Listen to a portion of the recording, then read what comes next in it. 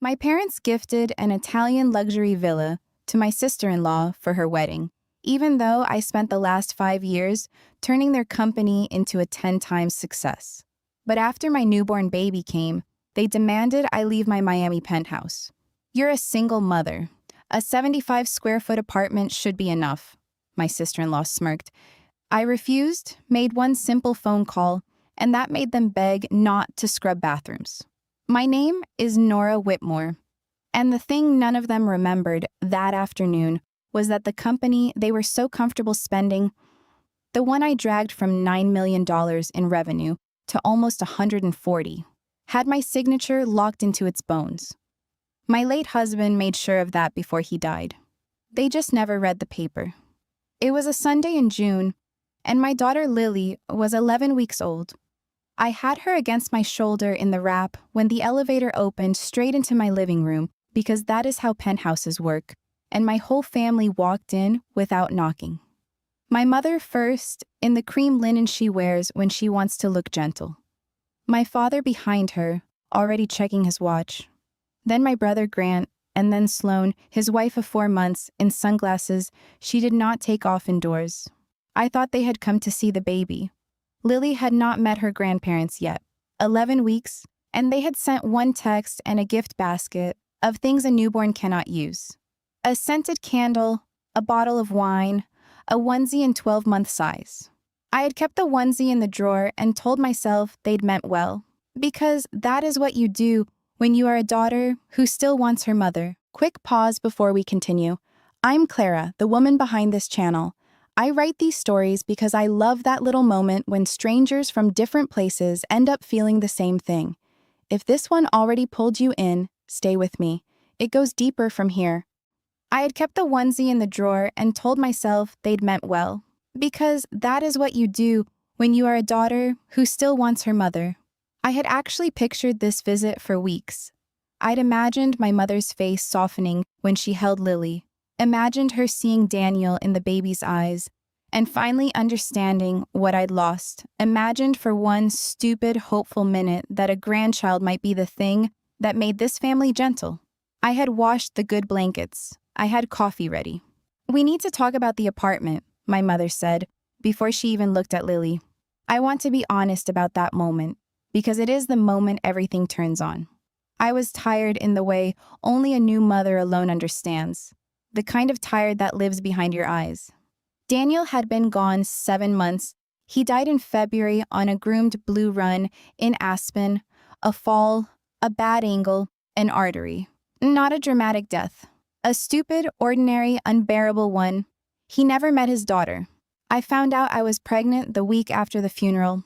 So when my mother said, "the apartment," part of me actually thought she meant to help. That she would say, "You shouldn't be alone up here. Come stay with us." I am ashamed of how much I wanted her to say that.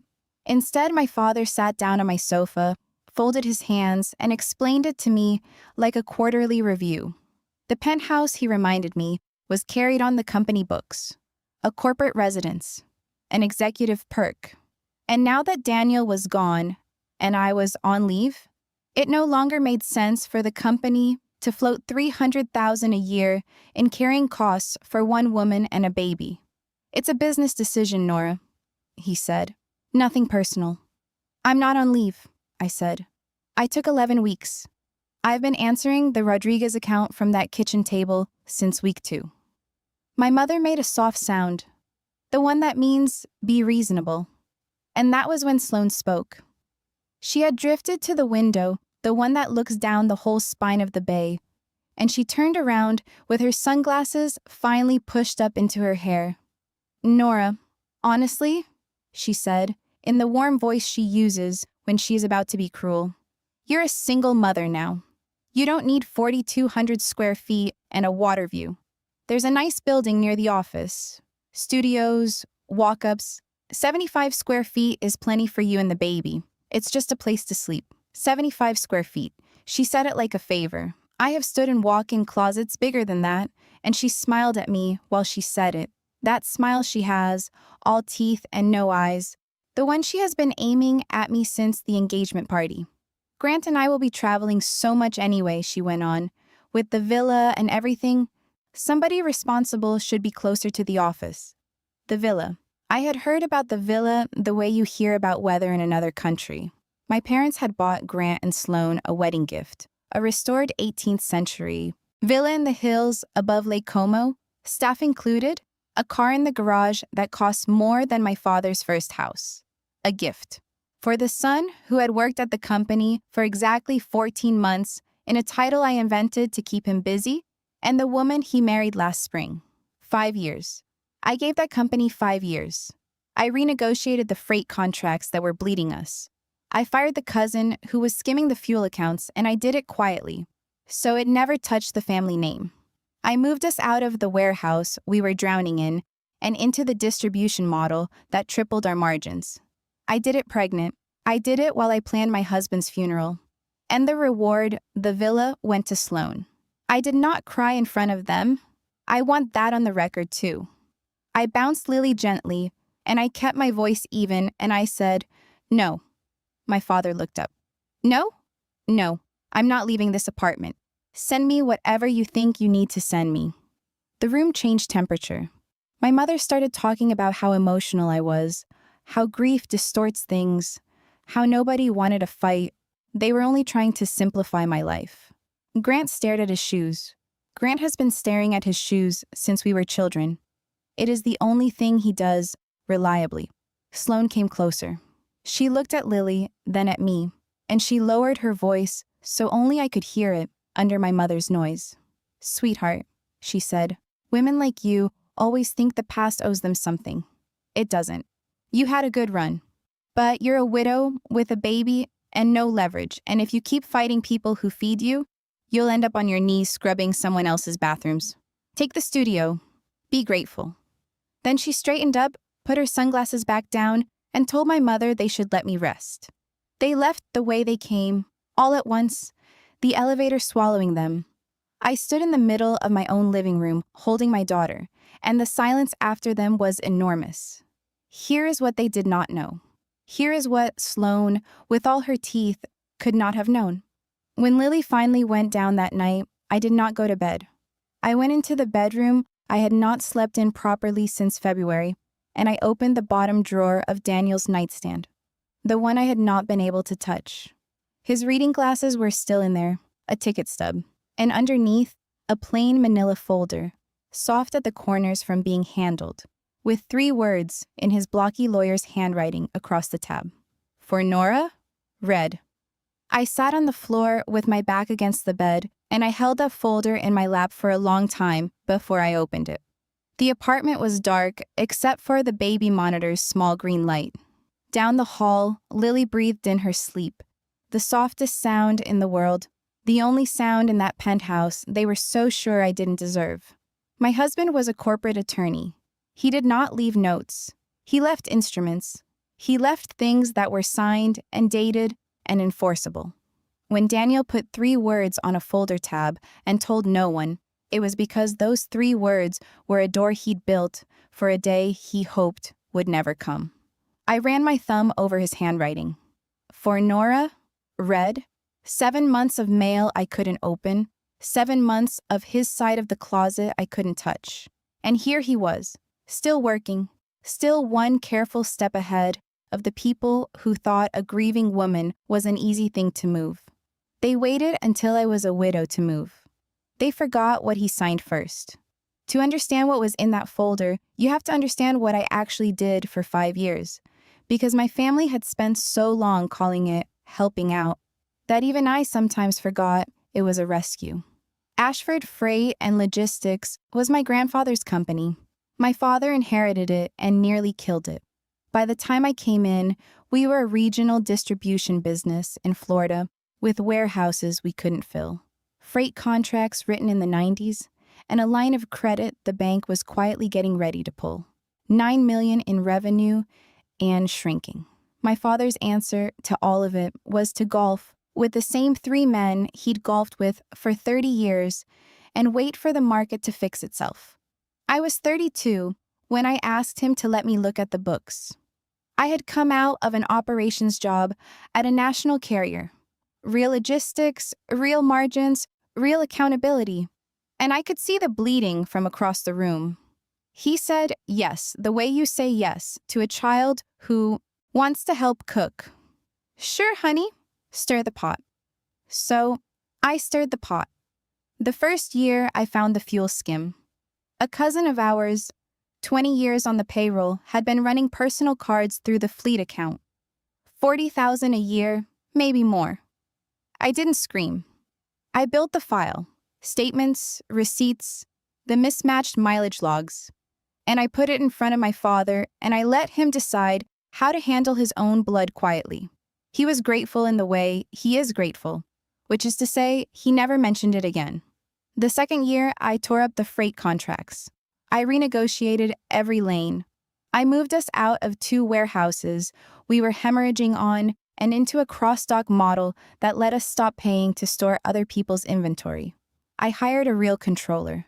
I fired the vendors who were friends of the family and kept the ones who were good at their jobs, and I learned exactly how much a family can resent you for making them money.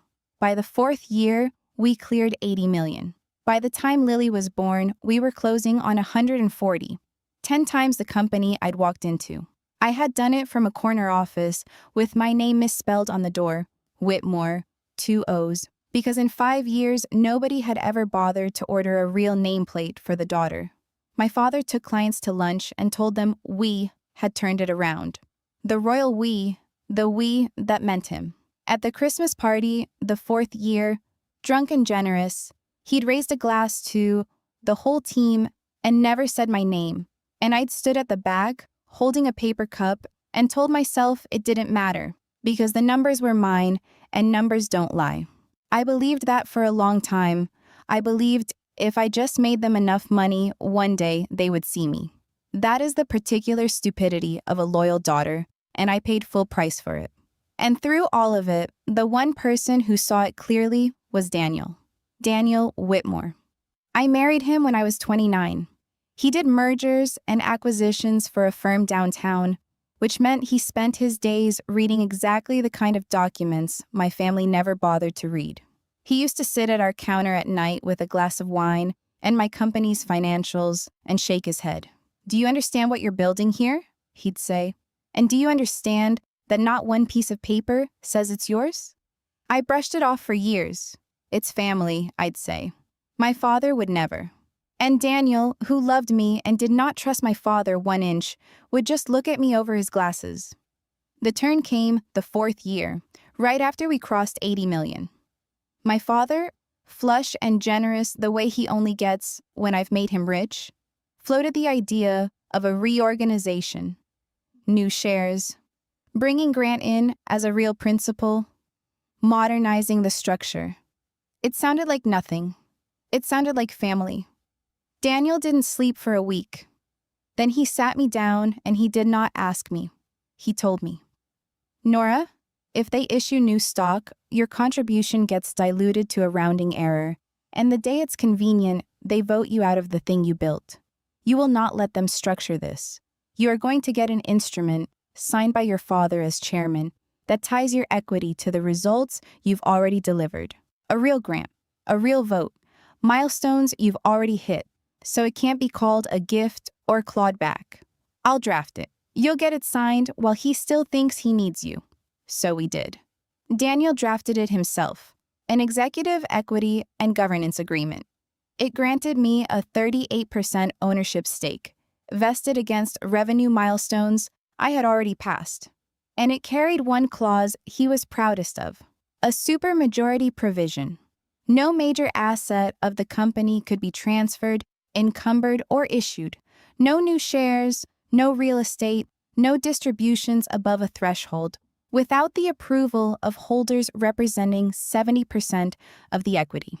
Which, with my 38, meant nothing significant happened without me. My father signed it in his office on a Tuesday, barely reading it, because I brought it to him the same week I closed the deal that pushed us past 80 million, and he would have signed anything I put in front of his good mood. Daniel had it notarized. He had a certified copy lodged with the company's registered agent and another with the corporate council of record. He entered me on the stock ledger himself and made sure the amended shareholder agreement was filed where it needed to be filed. There, he said that night, sliding the folder across the counter. Now you're not helping. Now you own it. Put this somewhere you'll remember. I kissed him, and I told him he was paranoid, and I put the copy in his nightstand, and I honestly did not think about it again. We had a life to live. We were trying for a baby. 10 months later, he clipped into his skis on a bright, cold morning in Aspen, on a run he'd done 100 times, and he did not come home. A fall, a bad angle, 7 minutes without enough blood to his brain. The kind of thing that makes you understand the word widow is not a description, it's a country you get deported to. There is a detail I kept coming back to, sitting on that floor. When Daniel entered me on the stock ledger, he'd used a fountain pen, the one his father left him, the one he only used for things he considered permanent, our marriage license, the deed to nothing because we rented and he liked that we rented. And this. He'd thought my 38% belonged in the same category as our wedding. That was the kind of man he was, and the kind of thing my family would never have understood in 100 years. That the most protective thing anyone ever did for me was a signature they didn't even know existed. I was so drowned in grief and then so drowned in Lily that the folder in the nightstand became just another thing of his I couldn't look at. I forgot it was an instrument. I forgot it was a weapon. I remembered it only as paper my husband had touched. Grief does that. It turns your sharpest protections into keepsakes and then hides them in a drawer. It took my own family trying to put me in a 75-square-foot box to make me open the drawer and remember that my husband had left me armed. Sitting on the bedroom floor that Sunday night after they'd tried to move me into a closet, I finally opened it. The equity agreement, the notary stamp, the certified copy, the ledger entry in Daniel's own careful hand, 38%, 70% supermajority. My name, everywhere. Exactly where it was supposed to be. My husband had been dead 7 months, and he had just reached across the whole distance of it and put his hand on my shoulder. The last thing he protected wasn't the company. It was me. I did not call anyone that night. That is the first thing people get wrong about a moment like this. They think you find the weapon and you fire it. But if you fire it before you understand it, you miss. And you only get one shot at people who feed you. So I did what I know how to do. I built the file. The next morning, I dressed Lily, dropped her with the one person on earth I still trusted, my old controller, B, who had retired to a bungalow in Coral Gables and had held me up at Daniel's funeral. And I drove to the office for the first time since the birth. B didn't ask questions. She just held out her arms for Lily and said, "Go do what you need to do. We'll be here counting toes." That is what a real family feels like, and I had to drive away fast so she wouldn't see my face. The office greeted me the way a company greets an owner it thinks is finished. Polite. A little too warm. My assistant hugged me. The receptionist told me the baby must be beautiful. And under it all, a current I could feel but not yet name. The sense that decisions had been made in rooms I hadn't been invited to. There was a new nameplate on the door of the office next to mine. Grant Ashford, principal, in the good brass I'd never gotten. And a second empty office down the hall had been repainted. The smell of it still in the air. Somebody was expanding. Somebody was moving in. Nobody had told me. I went into my corner office, the one with my name still misspelled on the door. Nora Whitmore, 2 O's, 4 years, and nobody had fixed it. And I opened the shared drive. And I started pulling records the way Daniel taught me. Not the story, the paper. I started with the board minutes. Because a company can lie to your face, but its minutes are supposed to tell the truth. And there it was, in the minutes from 3 years back, the meeting right after we crossed 80 million. Recorded and approved. A resolution granting Nora Ashford Whitmore operational control of Ashford Freight and Logistics. and formally ratifying the Executive Equity and Governance Agreement, 38% supermajority provision included. My father had chaired that meeting. My mother had seconded the motion. It was all there, signed, ratified, minuted. The company's own official record said, in black and white, that I did not just work there. I controlled it. They had forgotten. That is the thing about people who inherit power instead of building it. They don't read their own minutes. They had spent 3 years thinking of that vote as a bonus they'd handed the useful daughter, a gold star, and they had never once understood what they'd actually signed. I printed the minutes. I printed the equity agreement. I laid them side by side on my desk, and I felt something I had not felt since February. Not happiness. Something colder and better. Footing. Then I went looking for the villa. Because a villa in the hills above Lake Como, staff and a car included, is not a thing you buy out of a checking account. It is a 7-figure acquisition, and my father does not spend 7 figures of his own money on anyone but himself. So where had it come from? It took me 2 hours in the general ledger, and I found it the way you find a hair in a photograph. Once you see it, you can't unsee it. It was disguised as a European market development advance, a line item that meant nothing, routed through a shell entity the company had never used before or since, opened the same month it was used. The money hadn't gone out in one clean wire. It had gone out in 4 tranches over 11 days, each one sized just under a round number, dated 3 weeks before Grant's wedding, in a total that lined up almost to the dollar with the purchase price of an 18th century villa on Lake Como. 4 tranches. Nobody splits a payment into 4 odd pieces by accident. You split a payment when you're staying under a line you know is there. And there was only one line in that company anyone would bother tiptoeing around. The 70% supermajority threshold in the agreement my husband wrote. Whoever built this path had read Daniel's document closely enough to know exactly how much they could move before it required my signature, and then had moved precisely that much, 4 times. My father could not have done this. I want to be clear about that, because it mattered more and more as the days went on. My father signs where he's told to sign and golfs the rest. He does not open shell entities or slice payments under a covenant threshold. Someone patient and precise had done this. Someone who understood the one instrument standing in their way. They had bought Sloane's wedding present with the company's money, my company's money.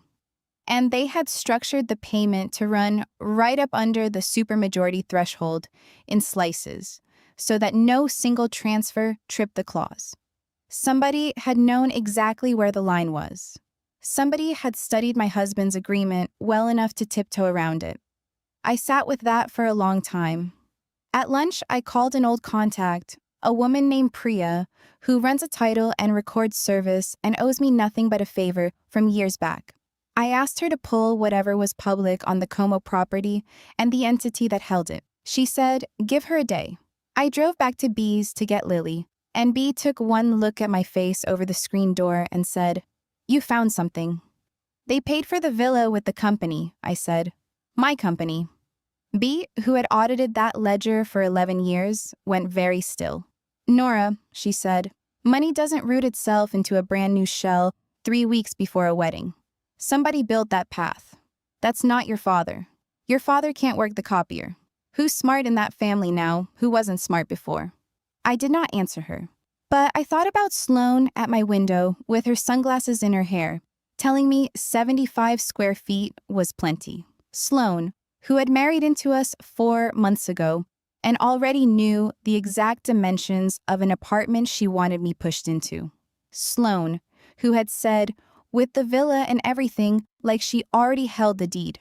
That night, after Lily was down, my phone lit up.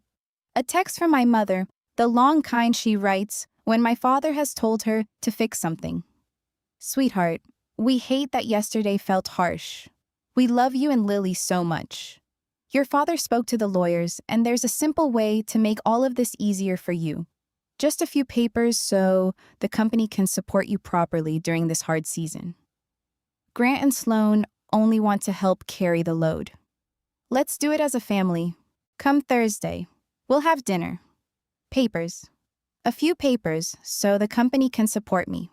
During this hard season, I read it 3 times. 7 months a widow, 11 weeks a mother. And they wanted me at a dinner table signing papers I hadn't seen framed as love. The villa wasn't generosity. It was them spending the thing I built. And now they wanted my signature on whatever came next. I did not go to the Thursday dinner blind.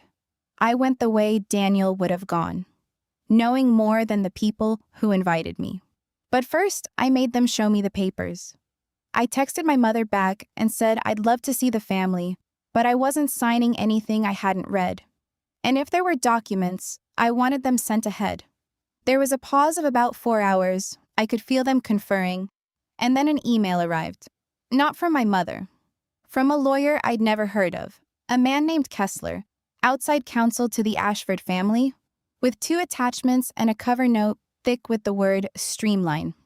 The first attachment was a voluntary resignation. Mine.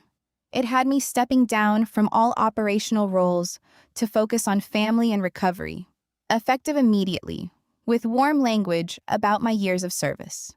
The second was a restructuring and recapitalization agreement. I read it 4 times, slowly, the way Daniel taught me to read the thing everyone wants you to skim. Underneath the streamlining language, it did exactly one thing. It authorized the issuance of new shares to Grant and Sloan, and it did it by asking me to waive, in a subclause on page 9, in a defined term buried in a schedule, the supermajority provision. My provision, Daniel's provision. They were asking me to sign away the one clause that made me powerful, and to do it in the same stack of papers as a resignation at a family dinner, while I was grieving and sleep-deprived and holding a baby, so that it would feel like healing instead of a coup. I read the waiver language 6 or 7 times, and the more I read it, the colder I got, because it was good. It was genuinely well built. The word supermajority never appeared in plain sight. It lived inside a defined term, legacy governance provisions, introduced on page 9 and then waived blandly in a schedule most people would never flip to. If I'd been the woman they thought I was that week, half asleep, desperate for the fighting to stop, a pen already lying beside my plate, I would have signed it. That was the whole design. It was built to be signed by someone too tired to read it. Someone had drafted this who knew the agreement cold. Kessler hadn't found that supermajority clause on his own in a week. It was buried in a document my husband wrote 3 years ago, in language only another careful lawyer would even recognize as load-bearing. Somebody had handed it to him and said, "Here's the wall, find the door." And that same somebody knew the exact week to slide it across a table, the week a widow might sign anything to make her family stop hurting her. Before dinner, I did 2 things. I called Priya about the title records. She had them. The Como Villa was held by a single member entity, and the member of record, the person who legally owned that villa, staff and car and all, was not my parents. It was Sloan, not Grant. Sloan, individually. My parents had spent my company's money to buy an Italian villa and put it in the sole name of the woman who married my brother 16 weeks ago. If anything ever happened between Grant and Sloan, that villa walked out the door on her arm alone. The second thing I did was pull the cap table and the filed shareholder agreement, the official ownership record, lodged where Daniel had lodged it, stamped, dated, unamended. 38%, still mine. Supermajority, still live. Nothing they'd sent me had changed a thing yet. It only would if I signed. I printed all of it. I put it in a slim folder, and I went to dinner. The dinner was at my parents' house on the water, the good china out, my mother performing warmth like a woman who has rehearsed. Grant grilled fish and wouldn't look at me. My father carved. And Sloan sat at my mother's right hand, my seat, the seat I'd sat in my whole life, and passed me the bread with that smile. They let me finish one glass of wine before Kessler's name came up. My father said the lawyer had drawn up some simple things. And wasn't it nice that we could handle it privately, as a family, without any ugliness? This is why I love making these stories. People think silence means weakness until the proof is already in the room. Stay with me. We're right at that point. The good china out, my mother performing warmth like a woman who has rehearsed. Grant grilled fish and wouldn't look at me. My father carved. And Sloane sat at my mother's right hand, my seat, the seat I'd sat in my whole life, and passed me the bread with that smile. They let me finish one glass of wine before Kessler's name came up. My father said the lawyer had drawn up some simple things. And wasn't it nice that we could handle it privately, as a family, without any ugliness? My mother slid a pen across the table, an actual pen, beside my plate, like a place setting. We just want you taken care of, sweetheart, she said. And Sloane, warm as anything, added, It's really the kindest version of this, Nora. Sign at the table, everyone stays friends, the company keeps supporting you and Lily. Nobody wants to see a widow out in the cold. A beat. 75 square feet, scrubbing to get by. None of us want that for you. There it was again. Bathrooms, the cold, the size of the box she'd measured for me. She kept returning to it like she enjoyed the shape of it in her mouth. I did not touch the pen. I said, calmly, Who drafted the recapitalization? The table went quiet.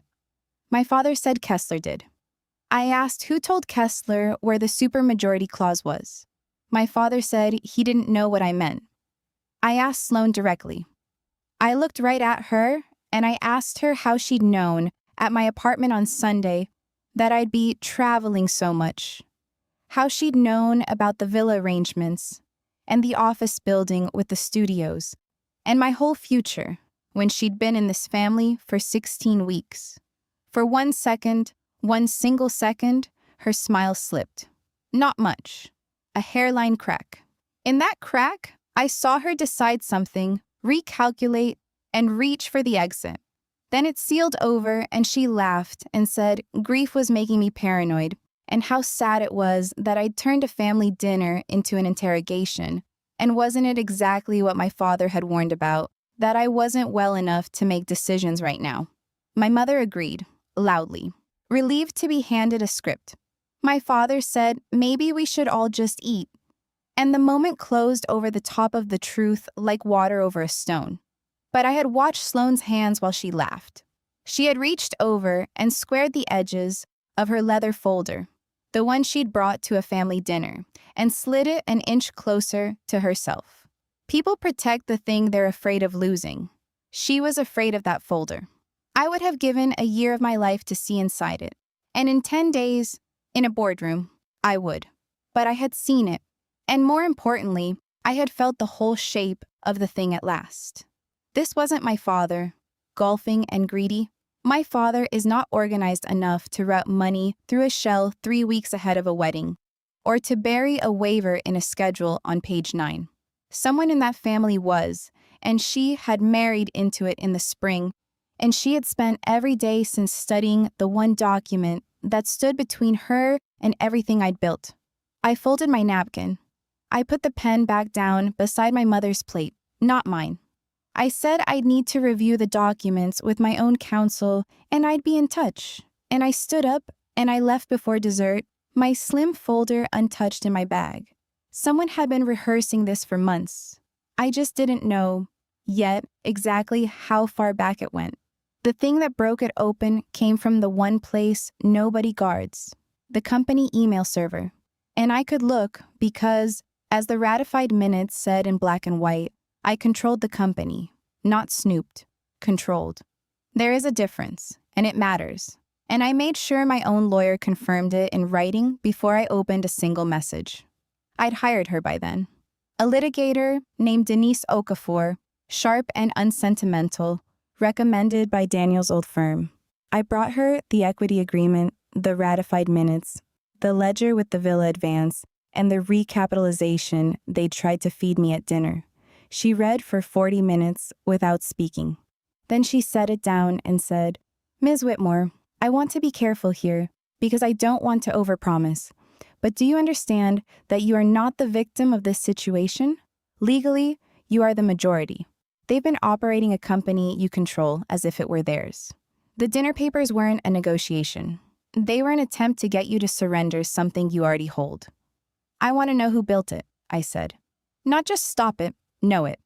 Because if I only block the recap, they'll try again in a year, softer, smarter, and I'll be fighting shadows for the rest of Lily's childhood. I want the whole thing on the record, once, so it can never be told as a misunderstanding." Denise nodded slowly, the way a good lawyer nods when a client stops being a victim and starts being a strategist. "Then we do it clean," she said. "Every step documented.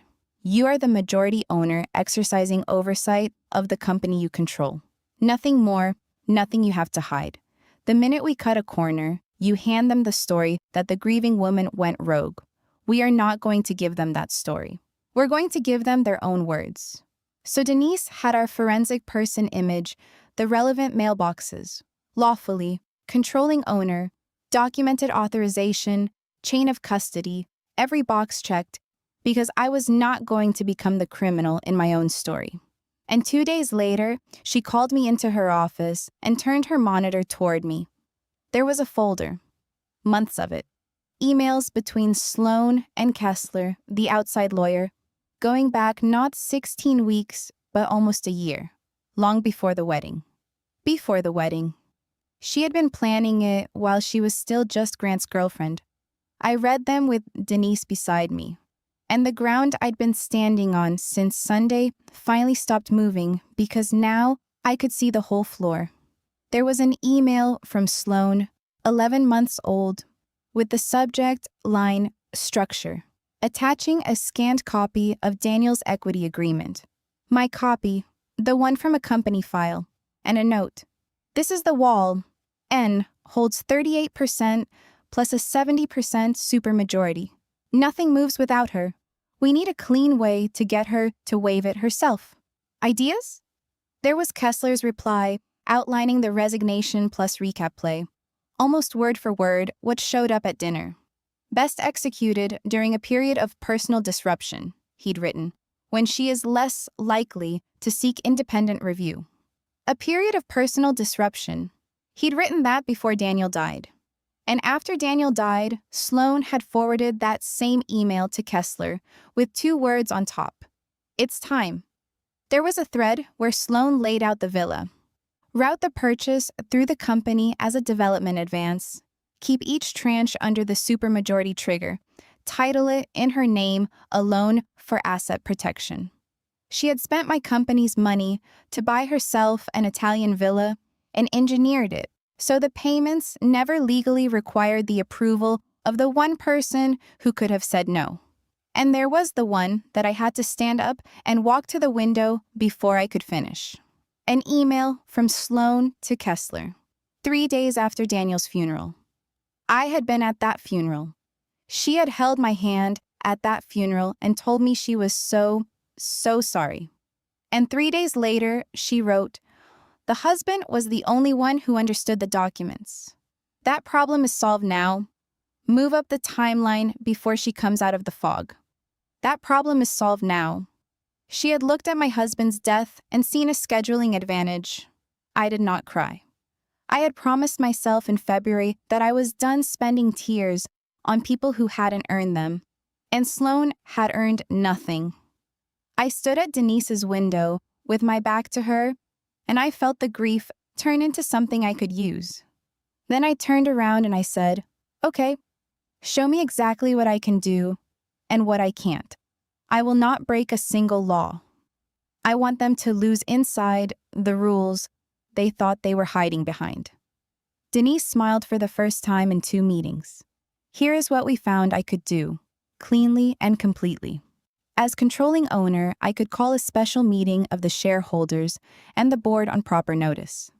My supermajority meant the recapitalization was dead the second I declined it. They could not issue a single new share without me. The villa advance was an unauthorized transfer of corporate assets to an insider. And I, controlling the company, could direct the company to demand repayment and to claw it back from Sloan, in whose sole name the villa sat.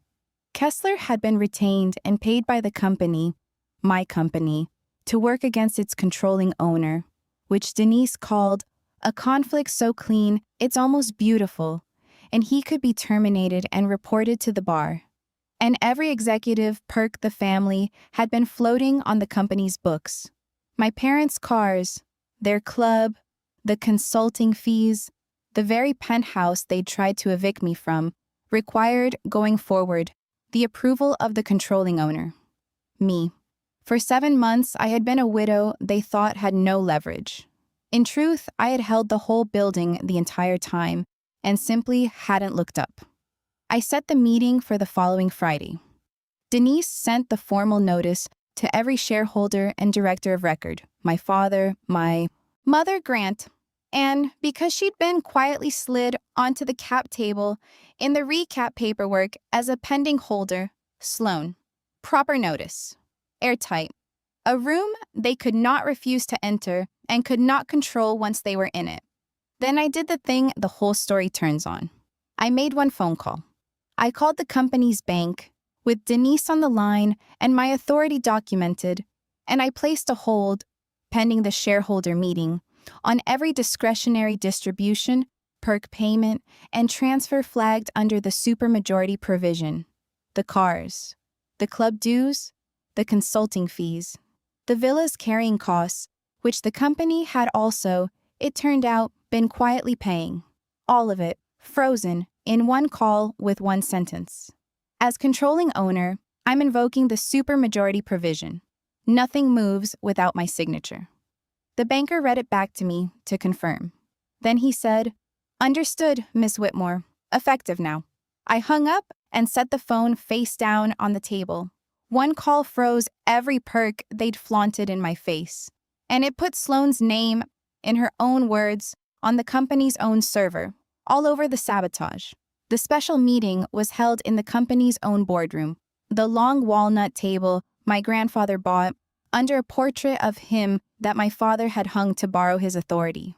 They came dressed for a fight they thought they were winning. My father in his best suit, my mother in the cream linen, Grant, pale, and Sloane, last through the door, in white, no sunglasses this time, a leather folder in her hands, like she was the one running it. Denise sat at my left with 2 boxes. I sat at the head of the table, the head where my father always sat, because the notice had named me chair by right of the control the minutes had granted me 3 years before. My father actually stopped when he saw where I was sitting. He looked at the chair and then at me, and something moved behind his face that I think, for the first time, was fear. "Nora," my mother started, warm. "This is so formal, sweetheart. We don't need lawyers to—" "We're on the record," I said. A court reporter Denise had retained sat in the corner, fingers ready. "Everything said here is transcribed. Please sit down." They sat. I did not raise my voice once. That is the part I want you to know. I had learned from watching my father that people who own the room shout, and people who own the record do not need to.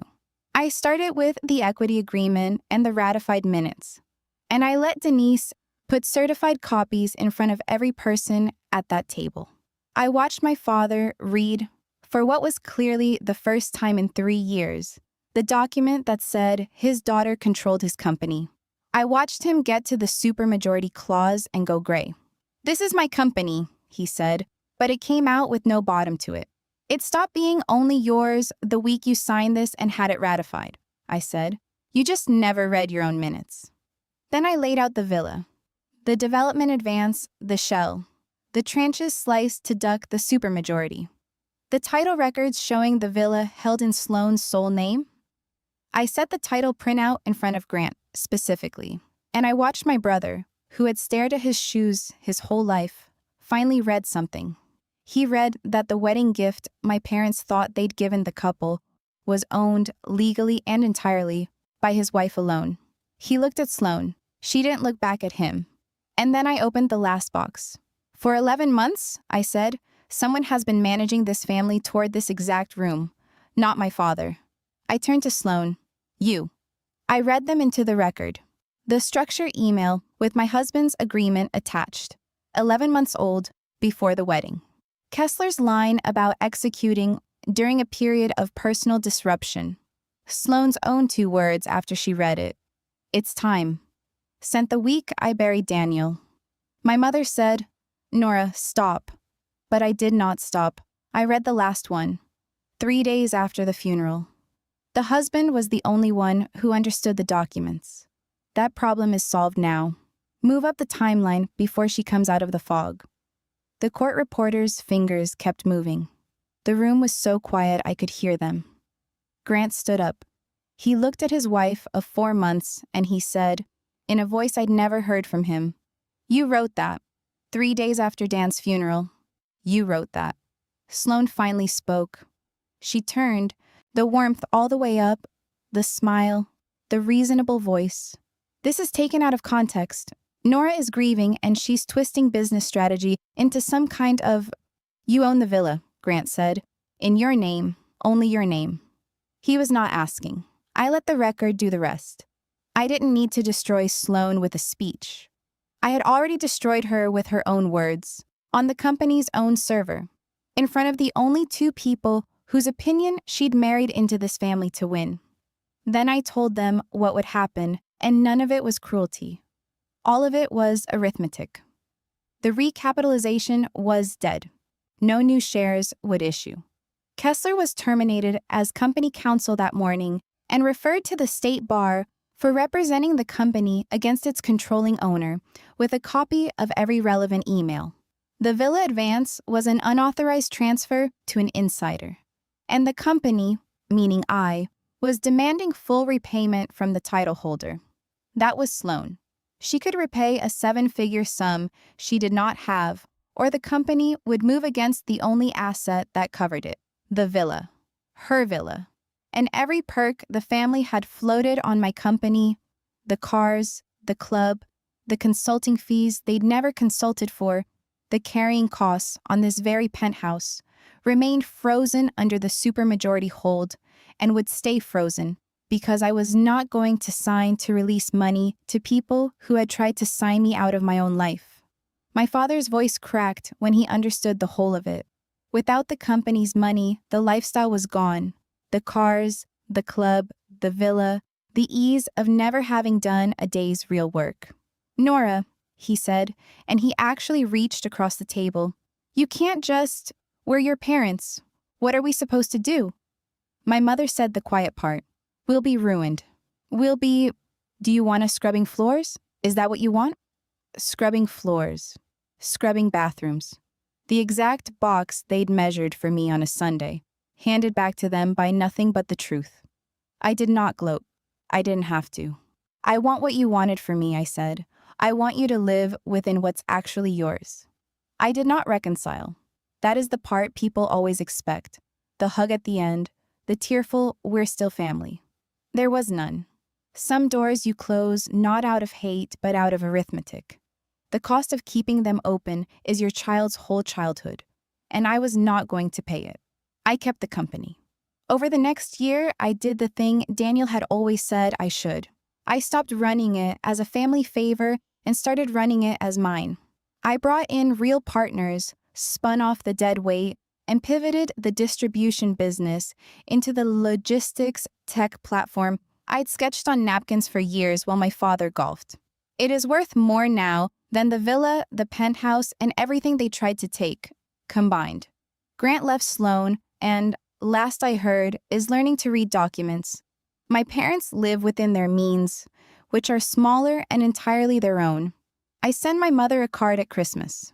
That is all. I stayed in the penthouse. My company owns it, and I control my company, and I decided a widow and her daughter could keep the water view after all. But the room I care about is the small one down the hall, painted pale yellow where Lily sleeps.